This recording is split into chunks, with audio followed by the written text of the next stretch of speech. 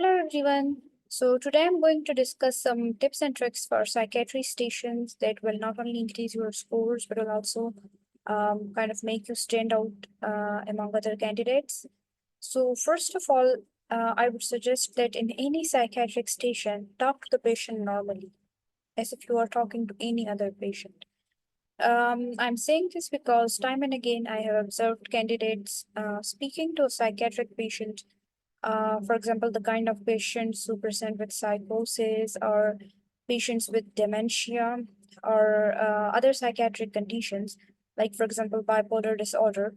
Candidates try to speak to these patients as if they are kids or they are people of subnormal intelligence. So this is totally inappropriate and it kind of give a very bad impression. So talk to the patient in a normal tone, as you will kind of speak to a patient who has presented with headache. Because they are human beings and they have the same intelligence as anyone else, they're just having a mental illness. So talk to them rationally, explain everything to them, and uh, if you do otherwise, it's just going to give a bad impression of you.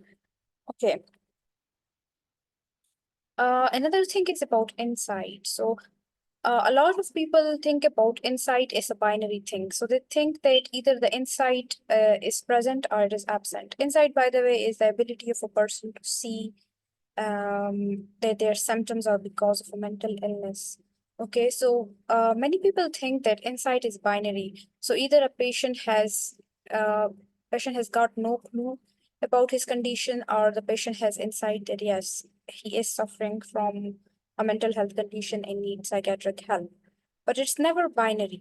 It can be anywhere between 0 to 100. So, for example, you can have patients who have, for example, psychosis, and they know that the hallucinations that they are having are something that is not normal, and it can be a symptom of a psychiatric illness. But then they have some delusions, for example, persecutory delusions, that is, the government is out there to get them, or for example, security agencies are following them, and they are absolutely sure of those delusions. Or for example, a delusion that there is some chip installed in their brains by security agencies, and they are absolutely, adamant that this is true, and they cannot see it as a symptom of psychiatric illness. So insight is never binary. It can be anywhere between 0 to 100, and it's your job finding out the level of insight of the person. But regardless of the level of the insight, even if the patient has no insight, the patient has got no clue that they are having psychiatric illnesses.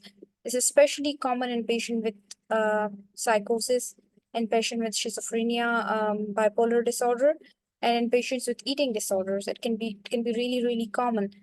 The patient thinks that uh, they have got no psychiatric illness, they've got no health condition at all, and people are just denying them. So you still need to explain their diagnosis to them.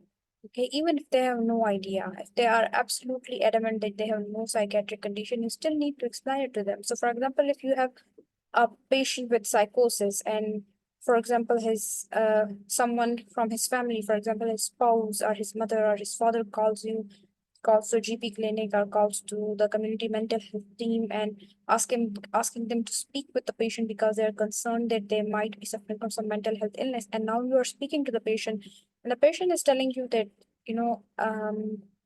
I don't have any mental health problem. Whatever I'm experiencing is actually happening, and this is the reality. And my family is just, being annoying, or my family is just being overprotective. You still need to explain their diagnosis to them. Even if they are getting angry, you still need to tell them that, despite what your family is saying, I also think that the conditions that you are experiencing are because of a mental health illness, and this is known as psychosis. It's not necessary that the patient will agree with you.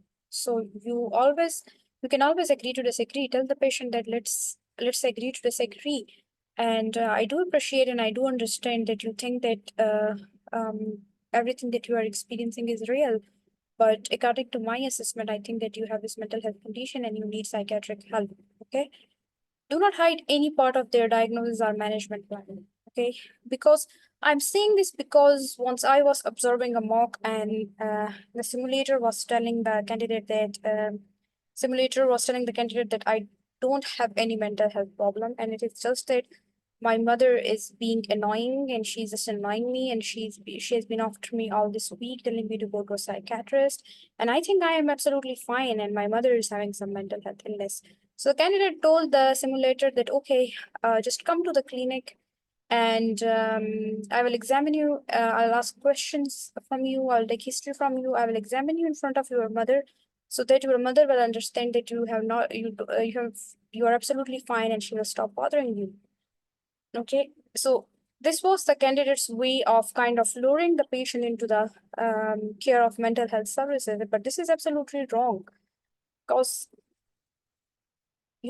if you do this, you are losing the trust of that patient forever and ever, forever and ever, and the patient will think that you are not to trust again, and they might not, come in contact with mental health services and try to, hide their symptoms, or kind of grow suspicious of the mental health services, and it will ultimately affect patient safety. So you should not hide any part of the diagnosis or management plan, or in other words, you cannot, if you hide any part of their diagnosis or their management plan, then you are kind of breaking the law, because by law you are required to tell them their diagnosis and share their management plan with them. If they haven't got the capacity, and if they haven't got, if they are high risk psychiatric patient that you need to, detain them until mental health act, you still need to tell them that you are detaining them because you think that they are high risk to themselves or to the society, and this is a part of your duty. You are required by law to admit them to the psychiatric hospital and give them treatment. So this is another thing that I want you to be mindful of.